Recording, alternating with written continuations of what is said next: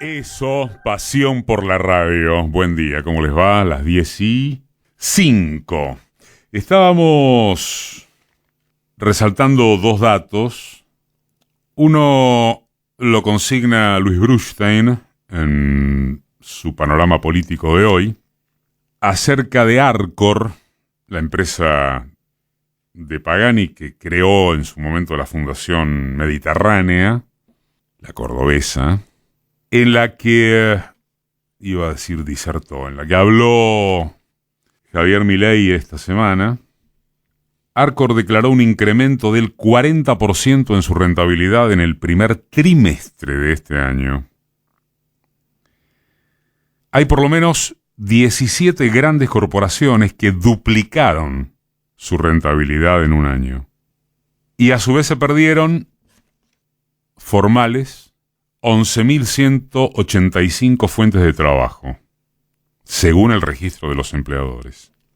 Y estábamos chequeando también un adelanto que publicó la colega Noelia Barral Grijera en Cenital del próximo informe de los miembros del Observatorio de las Élites, eso es CONICET y UMET, sobre los funcionarios con participación en sociedades anónimas y directorios de empresas a las que deben controlar, otros funcionarios que vienen de y probablemente vuelvan a los sectores a los que deben regular desde el Estado, y algunos con mucho poder, como el asesor monotributista Santiago Caputo, que ni siquiera están nombrados y no son auditables.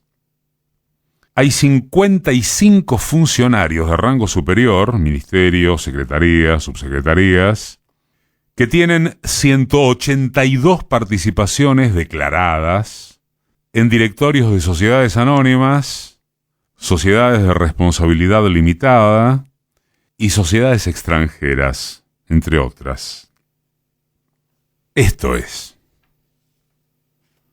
Entonces, mercados de fiesta al mejor estilo de la fantasía noventosa del menemato, dólar planchado, inflación oficial en baja, riesgo país en baja, bonos argentinos exultantes, y esa sensación de estabilidad macro que en la calle no resuelve nada, pero a falta de opciones, comillas, algo es algo.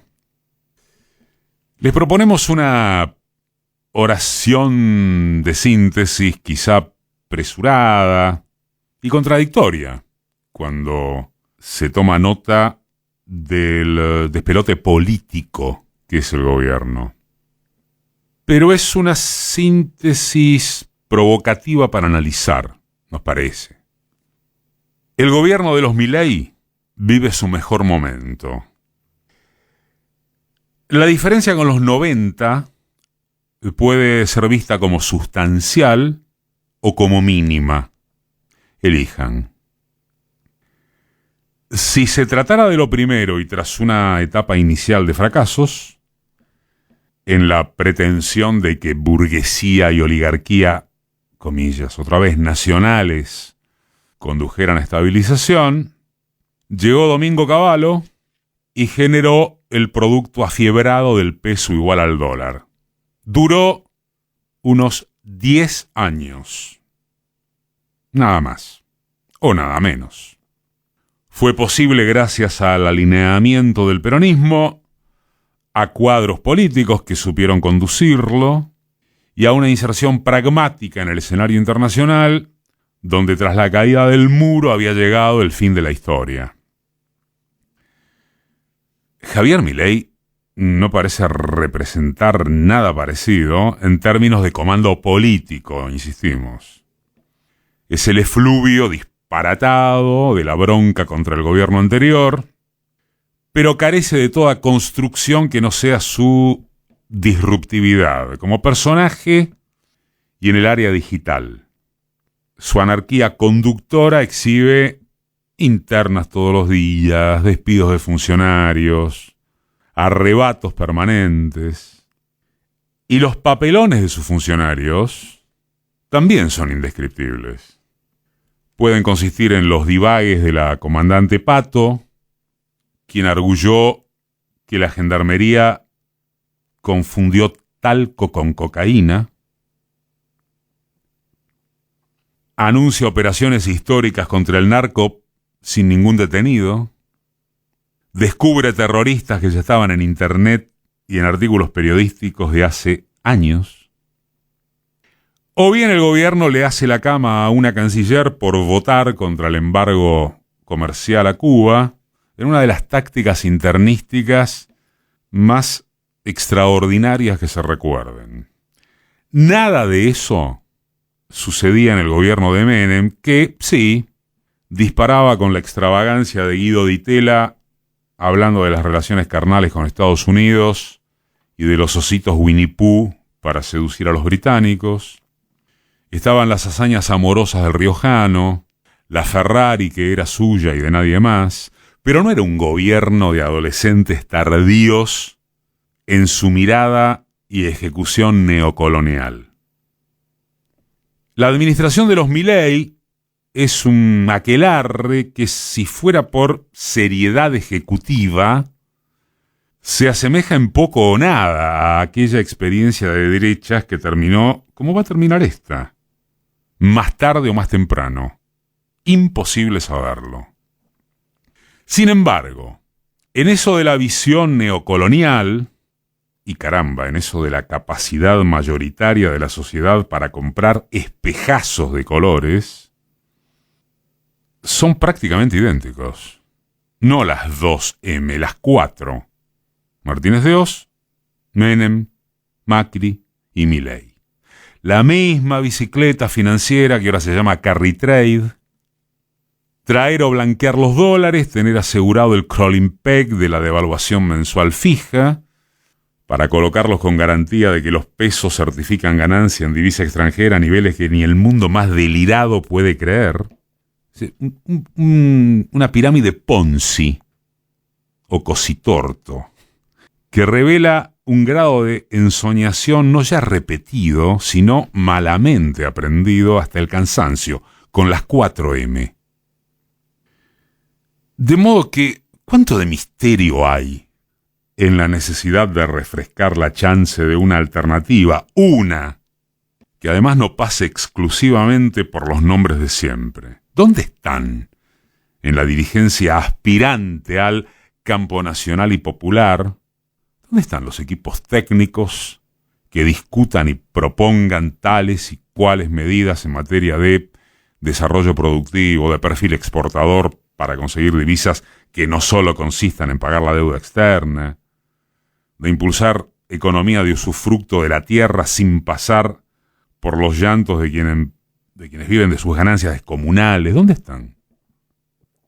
¿Quiénes están auténticamente inquietos por transformar esta parálisis propositiva en algo más que eslóganes, bronca, denuncismo, respuestas contestatarias dispersas, añoranzas?